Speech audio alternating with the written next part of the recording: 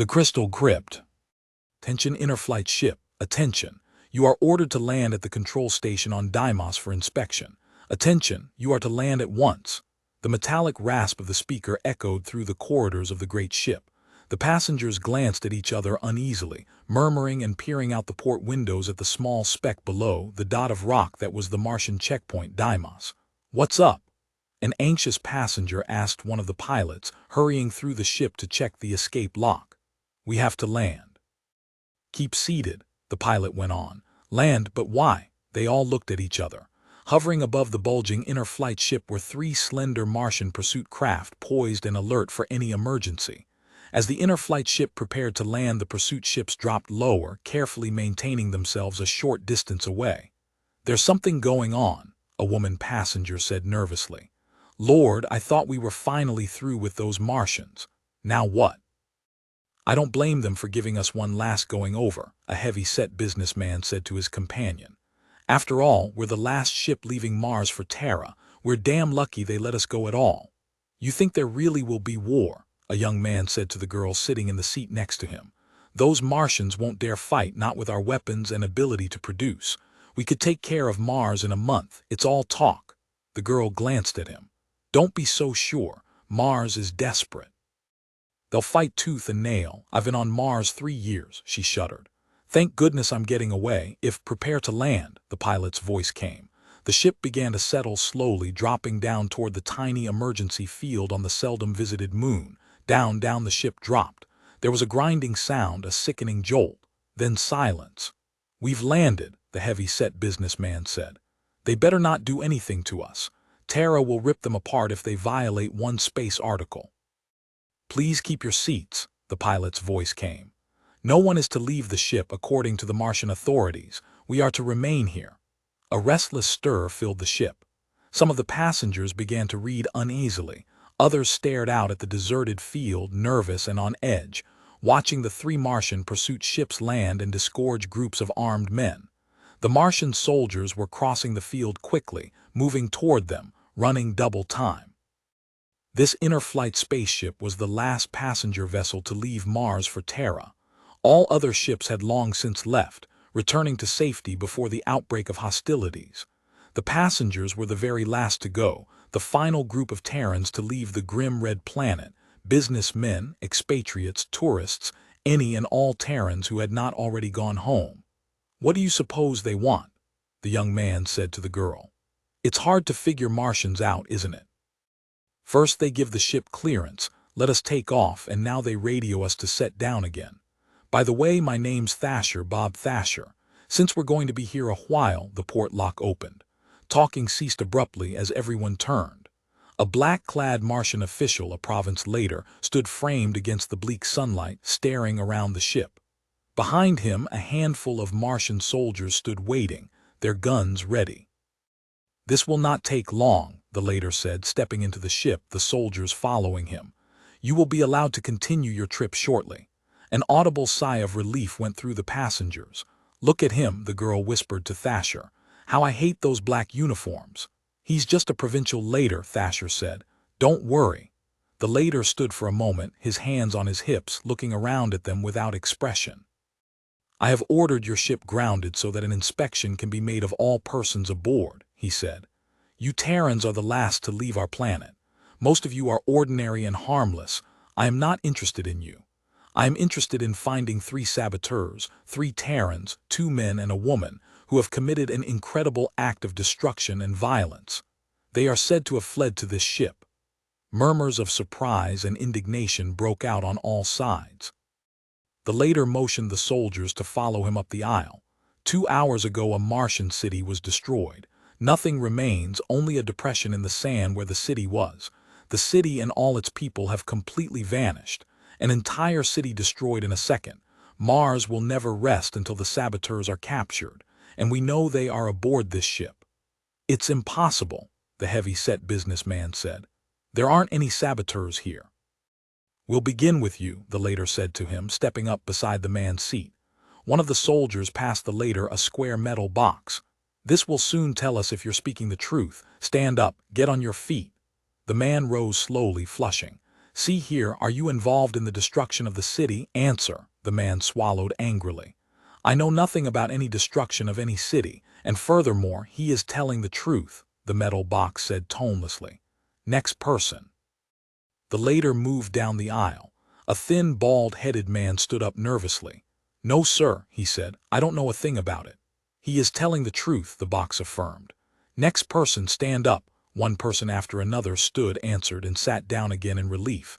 At last there were only a few people left who had not been questioned. The later paused, studying them intently. Only 5 left. The 3 must be among you. We have narrowed it down. His hand moved to his belt. Something flashed, a rod of pale fire. He raised the rod, pointing it steadily at the 5 people. All right, the first one of you, what do you know about this destruction? Are you involved with the destruction of our city? No, not at all, the man murmured. Yes, he's telling the truth, the box intoned. Next. Nothing, I know nothing, I had nothing to do with it. True, the box said. The ship was silent. 3 people remained, a middle-aged man and his wife and their son, a boy of about 12. They stood in the corner, staring white-faced at the later, at the rod in his dark fingers. It must be you, the later grated, moving toward them. The Martian soldiers raised their guns. It must be you, you there, the boy, what do you know about the destruction of our city? Answer, the boy shook his head. Nothing, he whispered. The box was silent for a moment. He is telling the truth, it said reluctantly. Next. Nothing, the woman muttered. Nothing. The truth. Next. I had nothing to do with blowing up your city, the man said. You're wasting your time. It is the truth, the box said. For a long time the later stood, toying with his rod. At last he pushed it back in his belt and signaled the soldiers toward the exit lock. You may proceed on your trip, he said. He walked after the soldiers. At the hatch he stopped, looking back at the passengers, his face grim. You may go, but Mars will not allow her enemies to escape. The 3 saboteurs will be caught, I promise you. He rubbed his dark jaw thoughtfully. It is strange, I was certain they were on this ship. Again he looked coldly around at the Terrans. Perhaps I was wrong, all right, proceed, but remember, the 3 will be caught even if it takes endless years. Mars will catch them and punish them, I swear it. For a long time no one spoke. The ship lumbered through space again, its jets firing evenly, calmly, moving the passengers toward their own planet, toward home. Behind them, Deimos and the red ball that was Mars dropped farther and farther away each moment, disappearing and fading into the distance. A sigh of relief passed through the passengers. What a lot of hot air that was, one grumbled. Barbarians, a woman said. A few of them stood up, moving out into the aisle toward the lounge and the cocktail bar. Beside Thatcher, the girl got to her feet, pulling her jacket around her shoulders. Pardon me, she said, stepping past him. Going to the bar, Thatcher said. Mind if I come along? I suppose not. They followed the others into the lounge, walking together up the aisle. You know, Thatcher said, I don't even know your name yet. My name is Mara Gordon. Mara, that's a nice name. What part of Terra are you from? North America, New York. I've been in New York, Mara said. New York is very lovely. She was slender and pretty, with a cloud of dark hair tumbling down her neck against her leather jacket. They entered the lounge and stood undecided. Let's sit at a table, Mara said, looking around at the people at the bar, mostly men. Perhaps over there. But someone's there already, Thatcher said. The heavy-set businessman had sat down at the table and deposited his sample case on the floor. Do we want to sit with him? Oh, it's all right, Mara said, crossing to the table. May we sit here, she said to the man. The man looked up, half rising. It's a pleasure, he murmured. He studied Thatcher intently. However, a friend of mine will be joining me in a moment. I'm sure there's room enough for us all, Mara said. She seated herself and Thatcher helped her with her chair. He sat down too, glancing up suddenly at Mara and the businessman. They were looking at each other almost as if something had passed between them. The man was middle-aged, with a florid face and tired, gray eyes. His hands were mottled with the veins showing thickly. At the moment he was tapping nervously. My name's Thatcher, Thatcher said to him, holding out his hand. Bob Thatcher, since we're going to be together for a while we might as well get to know each other. The man studied him. Slowly his hand came out. Why not? My name's Erickson, Ralph Erickson. Erickson? Thatcher smiled. You look like a commercial man to me. He nodded toward the sample case on the floor. Am I right? The man named Erickson started to answer, but at that moment there was a stir. A thin man of about 30 had come up to the table, his eyes bright, staring down at them warmly. "Well, we're on our way," he said to Erickson. "Hello, Mara." He pulled out a chair and sat down quickly, folding his hands on the table before him. He noticed Thatcher and drew back a little. "Pardon me," he murmured. "Bob Thatcher is my name," Thatcher said. "I hope I'm not intruding here." He glanced around at the three of them, Mara, alert, watching him intently, heavy-set Erickson, his face blank, and this person. "Say, do you three know each other?" he asked suddenly. There was silence. The robot attendant slid over soundlessly, poised to take their orders. Erickson roused himself. "Let's see," he murmured. "What will we have, Mara? Whiskey and water." "You, Jan?" the bright slim man smiled. "The same." "Thatcher, gin and tonic." "Whiskey and water for me also," Erickson said. The robot attendant went off. It returned at once with the drinks setting on the table. Each took his own. "Well," Erickson said, holding his glass up, "to our mutual success." All drank, Thatcher and the three of them, heavy-set Erickson, Mara, her eyes nervous and alert, Jan, who had just come. Again a look passed between Mara and Erickson, a look so swift that he would have not caught it had he been looking directly at her. "What line do you represent, Mr. Erickson?" Thatcher asked. Erickson glanced at him, then down at the sample case on the floor. He grunted. "Well, as you can see, I'm a salesman," Thatcher smiled. "I knew it. You get so you can always spot a salesman right off by his sample case. A salesman always has to carry something to show. What are you in, sir?" Erickson paused. He licked his thick lips, his eyes blank and lidded like a toad's. At last he rubbed his mouth with his hand and reached down, lifting up the sample case. He set it on the table in front of him. "Well," he said, "perhaps we might even show Mr. Thatcher." They all stared down at the sample case. It seemed to be an ordinary leather case with a metal handle and a snap lock. "I'm getting curious," Thatcher said. "What's in there? You're all so tense." "Diamonds, stolen jewels," Jen laughed harshly, mirthlessly. "Eric, put it down. We're not far enough away yet." "Nonsense," Eric rumbled. "We're away, Jan, please," Mara whispered. "Wait, Eric." "Wait, why? What for?" "You're so accustomed to Eric," Mara said. She nodded toward Thatcher. "We don't know him, Eric, please." "He's a Terran, isn't he?" Erickson said. "All Terrans are together in these times." He fumbled suddenly at the catch lock on the case. "Yes, Mr. Thatcher, I'm a salesman. We're all salesmen, the three of us." "Then you do know each other?" "Yes," Erickson nodded. His two companions sat rigidly, staring down. "Yes, we do. Here, I'll show you our line." He opened the case. From it he took a letter knife, a pencil sharpener, a glass globe paperweight, a box of thumb tacks, a stapler, some clips, a plastic ashtray, and some things Thatcher could not identify. He placed the objects in a row in front of him on the table top. Then he closed the sample case. "I gather you're in office supplies," Thatcher said. He touched the letter knife with his finger. "Nice quality steel. Looks like Swedish steel to me." Erickson nodded, looking into Thatcher's face. "Not really an impressive business, is it? Office supplies, ashtrays, paper clips," he smiled.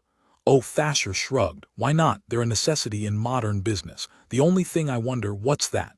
Well, I wonder how you'd ever find enough customers on Mars to make it worth your while." He paused, examining the glass paperweight. He lifted it, holding it to the light, staring at the scene within until Erickson took it out of his hand and put it back in the sample case. "And another thing. You three know each other. Why did you sit apart when you got on?" They looked at him quickly. "And why didn't you speak to each other until we left Deimos?" He leaned toward Erickson, smiling at him. "Two men and a woman, three of you, sitting apart in the ship, not speaking, not until the check station was passed.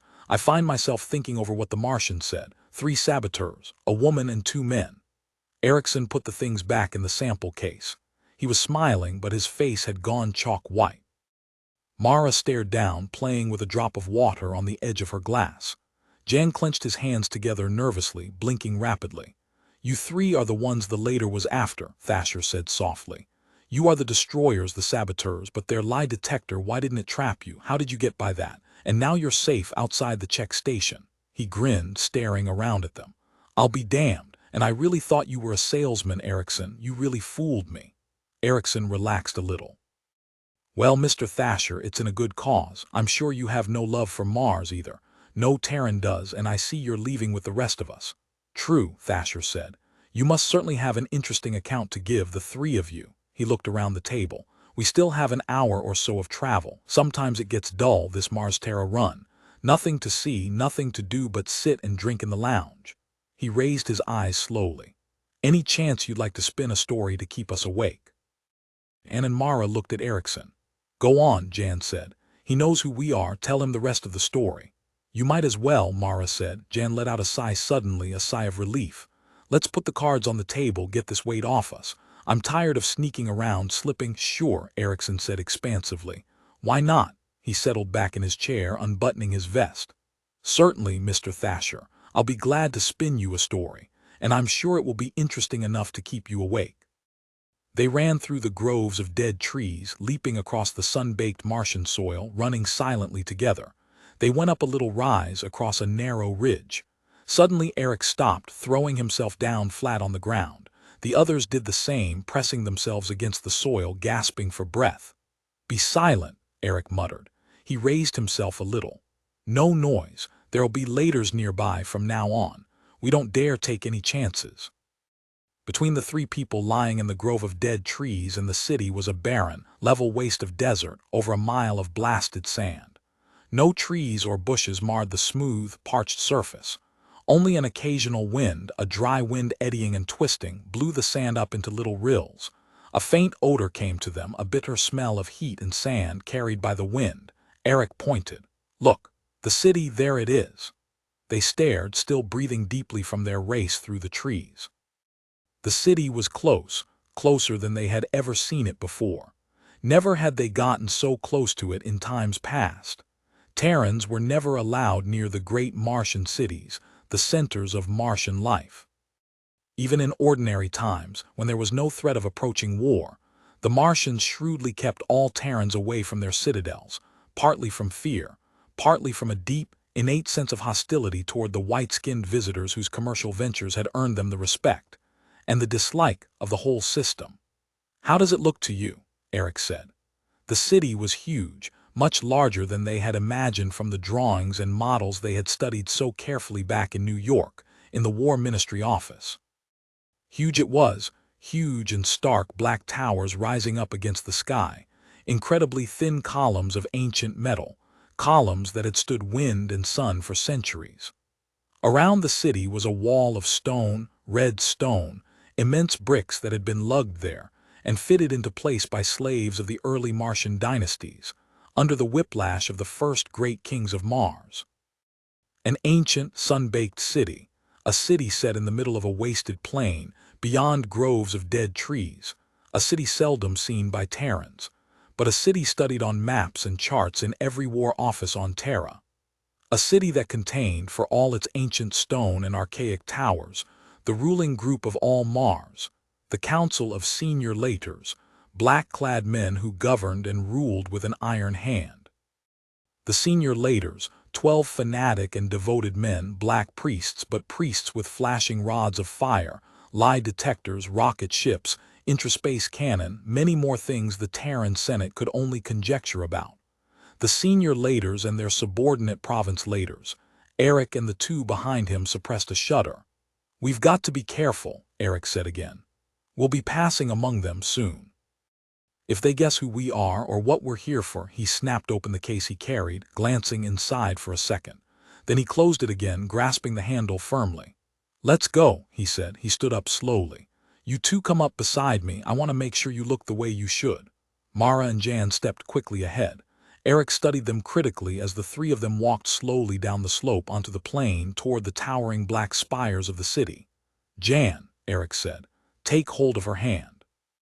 Remember, you're going to marry her. She's your bride, and Martian peasants think a lot of their brides. Jan was dressed in the short trousers and coat of the Martian farmer, a knotted rope tied around his waist, a hat on his head to keep off the sun. His skin was dark, colored by dye until it was almost bronze. You look fine, Eric said to him. He glanced at Mara. Her black hair was tied in a knot, looped through a hollowed-out uke bone. Her face was dark, too, dark and lined with colored ceremonial pigment, green and orange stripes across her cheeks. Earrings were strung through her ears. On her feet were tiny slippers of para hide laced around her ankles, and she wore long, translucent Martian trousers with a bright sash tied around her waist. Between her small breasts, a chain of stone beads rested, Good luck charms for the coming marriage. All right, Eric said. He himself wore the flowing gray robe of a Martian priest, dirty robes that were supposed to remain on him all his life, to be buried around him when he died. I think we'll get past the guards. There should be heavy traffic on the road. They walked on, the hard sand crunching under their feet. Against the horizon they could see specks moving, other persons going toward the city, farmers and peasants and merchants, bringing their crops and goods to market. "See the cart," Mara exclaimed. They were nearing a narrow road, two ruts worn into the sand. A Martian Hufa was pulling the cart, its great sides wet with perspiration, its tongue hanging out. The cart was piled high with bales of cloth, rough country cloth, hand-dipped. A bent farmer urged the Hufa on. And there, she pointed, smiling.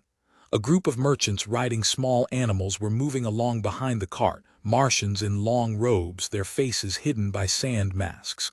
On each animal was a pack, carefully tied on with rope. And beyond the merchants, plodding dully along, were peasants and farmers in an endless procession, some riding carts or animals but mostly on foot. Mara and Jan and Eric joined the line of people, melting in behind the merchants. No one noticed them, no one looked up or gave any sign. The march continued as before. Neither Jan nor Mara said anything to each other. They walked a little behind Eric, who paced with a certain dignity, a certain bearing becoming his position. Once he slowed down, pointing up at the sky. "Look," he murmured in the Martian hill dialect. "See that?" Two black dots circled lazily. Martian patrol craft, the military on the outlook for any sign of unusual activity. War was almost ready to break out with Terra, any day, almost any moment.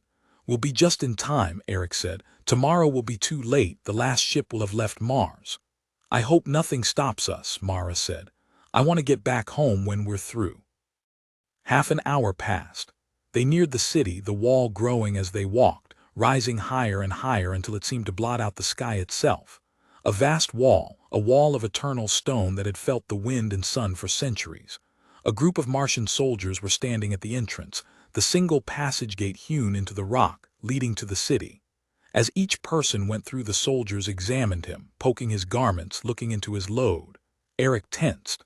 The line had slowed almost to a halt. "It'll be our turn soon," he murmured. "Be prepared." "Let's hope no laters come around," Jan said. "The soldiers aren't so bad." Mara was staring up at the wall and the towers beyond. Under their feet the ground trembled, vibrating and shaking. She could see tongues of flame rising from the towers, from the deep underground factories and forges of the city. The air was thick and dense with particles of soot. Mara rubbed her mouth, coughing. "Here they come," Eric said softly. The merchants had been examined and allowed to pass through the dark gate, the entrance through the wall into the city. They and their silent animals had already disappeared inside. The leader of the group of soldiers was beckoning impatiently to Eric, waving him on. "Come along," he said. "Hurry up there, old man." Eric advanced slowly, his arms wrapped around his body, looking down at the ground. "Who are you and what's your business here?" The soldier demanded, his hands on his hips, his gun hanging idly at his waist. Most of the soldiers were lounging lazily, leaning against the wall, some even squatting in the shade. Flies crawled on the face of one who had fallen asleep, his gun on the ground beside him. "My business," Eric murmured. "I am a village priest. Why do you want to enter the city? I must bring these two people before the magistrate to marry them." He indicated Mara and Jan, standing a little behind him. "That is the law the laters have made." The soldier laughed. He circled around Eric. "What do you have in that bag you carry?" "Laundry, we stay the night." "What village are you from?" "Kronos." "Kronos," the soldier looked to a companion. "Ever heard of Kronos, a backward pigsty? I saw it once on a hunting trip." The leader of the soldiers nodded to Jan and Mara. The two of them advanced, their hands clasped, standing close together. One of the soldiers put his hand on Mara's bare shoulder, turning her around. "Nice little wife you're getting," he said. "Good and firm looking." He winked, grinning lewdly. Jan glanced at him in sullen resentment. The soldiers guffawed. "All right," the leader said to Eric. "You people can pass." Eric took a small purse from his robes and gave the soldier a coin. Then the three of them went into the dark tunnel that was the entrance, passing through the wall of stones into the city beyond. They were within the city. "Now," Eric whispered. "Hurry." Around them the city roared and cracked, the sound of 1,000 vents and machines shaking the stones under their feet. Eric led Mara and Jan into a corner by a row of brick warehouses. People were everywhere, hurrying back and forth, shouting above the din, merchants, peddlers, soldiers, street women. Eric bent down and opened the case he carried. From the case he quickly took 3 small coils of fine metal. Intricate meshed wires and veins worked together into a small cone. Jan took one and Mara took one. Eric put the remaining cone into his robe and snapped the case shut again. Now remember, the coils must be buried in such a way that the line runs through the center of the city. We must trisect the main section, where the largest concentration of buildings is. Remember the maps. Watch the alleys and streets carefully. Talk to no one if you can help it. Each of you has enough Martian money to buy your way out of trouble. Watch especially for cut purses, and for heaven's sake, don't get lost. Eric broke off. 2 black-clad laders were coming along the inside of the wall, strolling together with their hands behind their backs.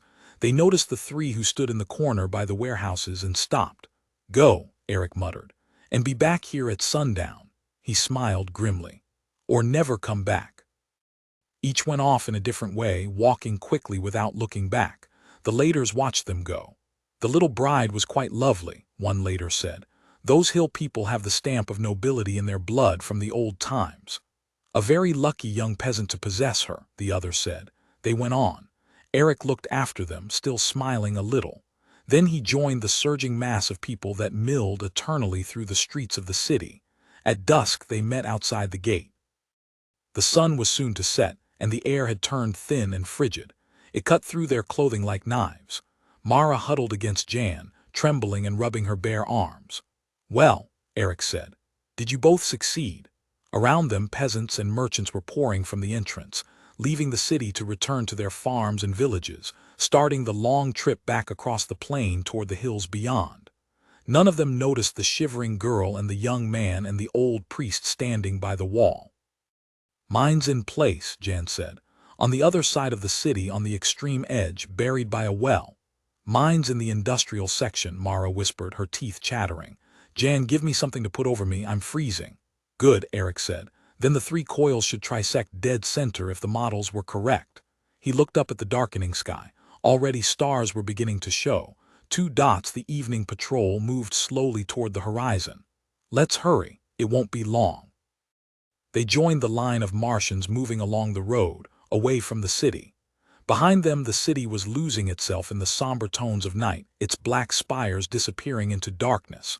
They walked silently with the country people until the flat ridge of dead trees became visible on the horizon. Then they left the road and turned off, walking toward the trees. "Almost time," Eric said. He increased his pace, looking back at Jan and Mara impatiently. "Come on." They hurried, making their way through the twilight, stumbling over rocks and dead branches up the side of the ridge. At the top Eric halted, standing with his hands on his hips, looking back. "See," he murmured, "the city, the last time we'll ever see it this way." "Can I sit down?" Mara said. "My feet hurt me." Jan pulled at Eric's sleeve. "Hurry, Eric, not much time left," he laughed nervously. "If everything goes right, we'll be able to look at it forever." "But not like this," Eric murmured. He squatted down, snapping his case open. He took some tubes and wiring out and assembled them together on the ground at the peak of the ridge. A small pyramid of wire and plastic grew, shaped by his expert hands. At last he grunted, standing up. "All right." "Is it pointed directly at the city?" Mara asked anxiously, looking down at the pyramid. Eric nodded. "Yes, it's placed according." He stopped, suddenly stiffening. "Get back, it's time, hurry." Jan ran down the far side of the slope, away from the city, pulling Mara with him. Eric came quickly after, still looking back at the distant spires, almost lost in the night sky. "Down." Jan sprawled out, Mara beside him, her trembling body pressed against his.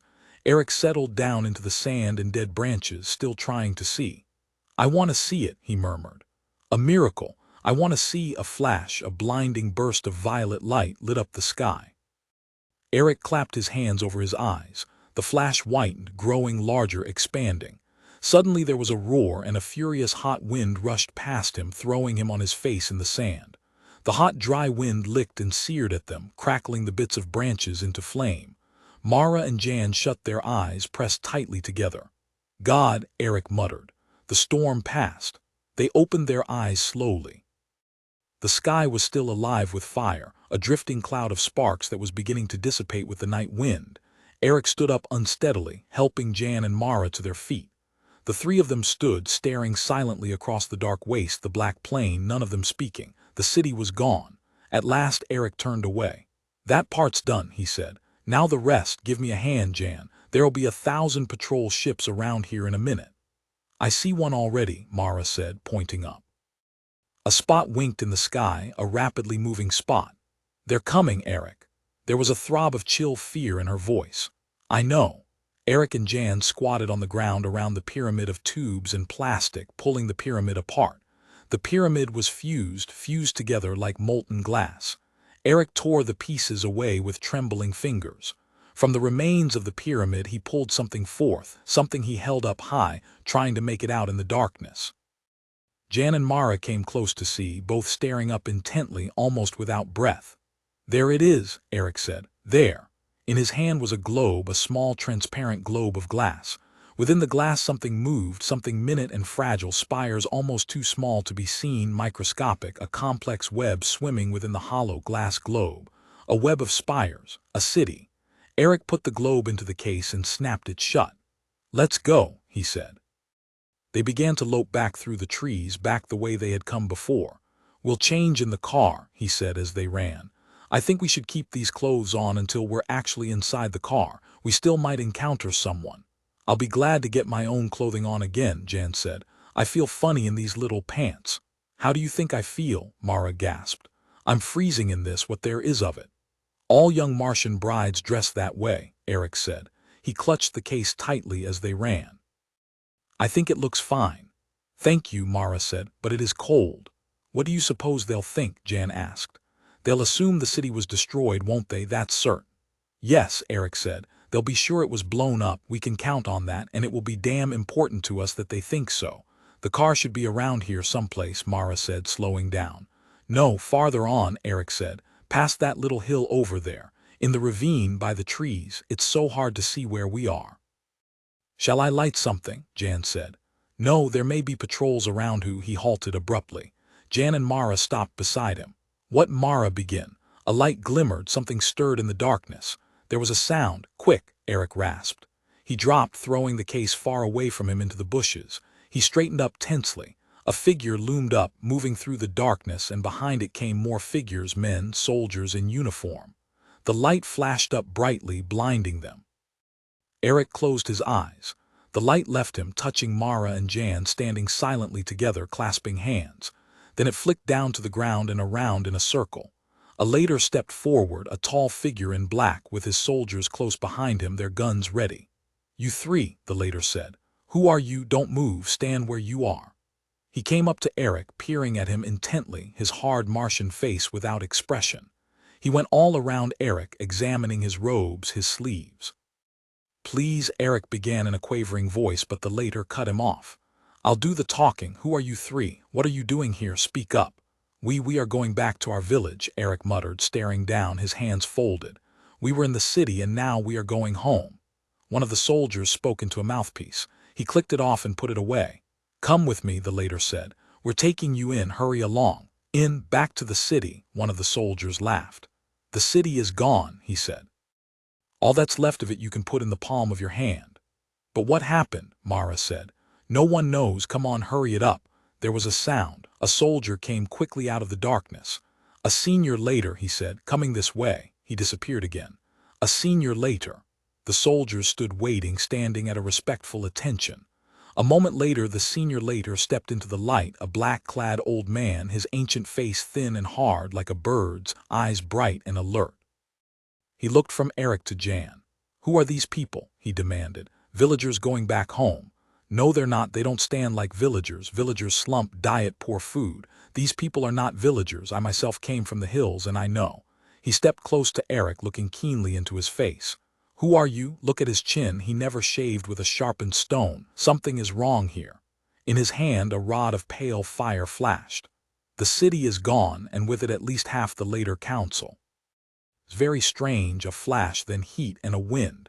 But it was not fission. I am puzzled. All at once the city has vanished. Nothing is left but a depression in the sand. We'll take them in, the other later said. Soldiers surround them. Make certain that run, Eric cried. He struck out, knocking the rod from the senior later's hand. They were all running, soldiers shouting, flashing their lights, stumbling against each other in the darkness. Eric dropped to his knees, groping frantically in the bushes. His fingers closed over the handle of the case and he leaped up. In Terran he shouted to Mara and Jan. Hurry, to the car, run, he set off down the slope, stumbling through the darkness.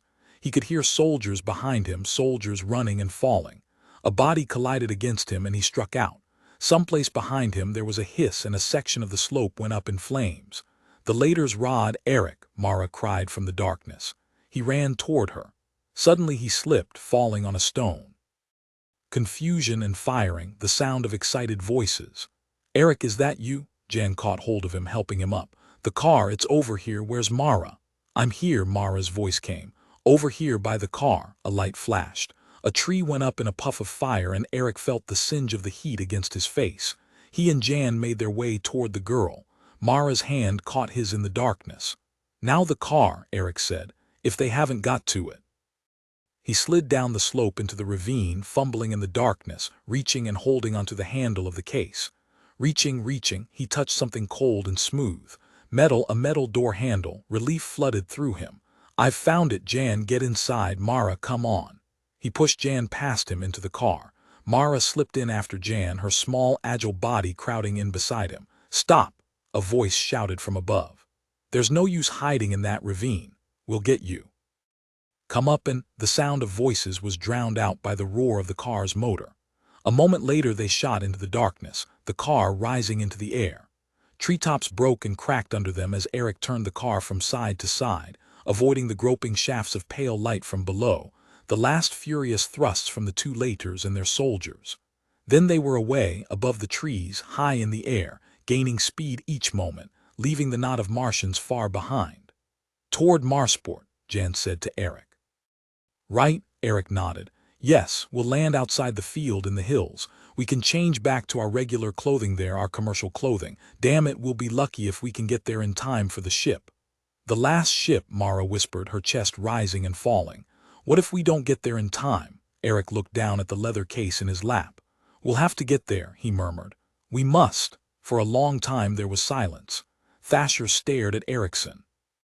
The older man was leaning back in his chair, sipping a little of his drink. Mara and Jan were silent. So you didn't destroy the city, Thatcher said. You didn't destroy it at all. You shrank it down and put it in a glass globe and a paperweight. And now you're salesman again with a sample case of office supplies. Erickson smiled. He opened the briefcase and reaching into it he brought out the glass globe paperweight. He held it up, looking into it. Yes, we stole the city from the Martians. That's how we got by the lie detector. It was true that we knew nothing about a destroyed city. But why? Thatcher said. Why steal a city? Why not merely bomb it? Ransom, Mara said fervently, gazing into the globe, her dark eyes bright. Their biggest city, half of the council in Eric's hand. Mars will have to do what Terra asks, Erickson said. Now Terra will be able to make her commercial demands felt. Maybe there won't even be a war. Perhaps Terra will get her way without fighting. Still smiling, he put the globe back into the briefcase and locked it. Quite a story, Thatcher said. What an amazing process, reduction of size, a whole city reduced to microscopic dimensions. Amazing. No wonder you were able to escape. With such daring as that, no one could hope to stop you. He looked down at the briefcase on the floor. Underneath them, the jets murmured and vibrated evenly as the ship moved through space toward distant Terra. We still have quite a way to go, Jan said. You've heard our story, Thatcher. Why not tell us yours? What sort of line are you in? What's your business? Yes, Mara said. What do you do? What do I do? Thatcher said. Well, if you like, I'll show you. He reached into his coat and brought out something that flashed and glinted, something slender, a rod of pale fire. The three stared at it.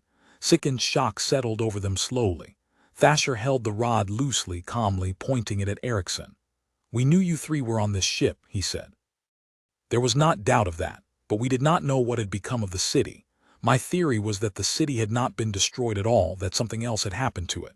Council instruments measured a sudden loss of mass in that area, a decrease equal to the mass of the city. Somehow the city had been spirited away, not destroyed. But I could not convince the other council laters of it. I had to follow you alone. Thatcher turned a little, nodding to the men sitting at the bar. The men rose at once, coming toward the table. A very interesting process you have. Mars will benefit a great deal from it. Perhaps it will even turn the tide in our favor. When we return to Marsport, I wish to begin work on it at once. And now, if you will please pass me the briefcase. If you enjoyed this or any of my other work, please be sure to like and subscribe, as it really helps with the algorithm. And if you really enjoyed this, please leave me a tip via the link in the description. Thanks for listening.